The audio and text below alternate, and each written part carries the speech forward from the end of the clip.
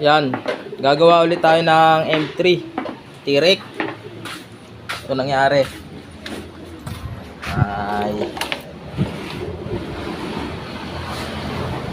Walang full coat.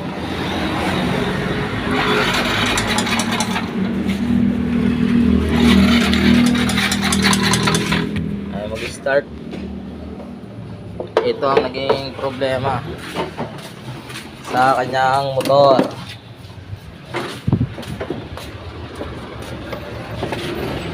Yan, sanaw natin.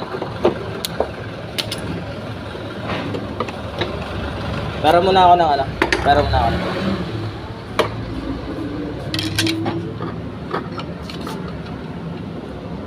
Wala lang eh. Wala. Patok.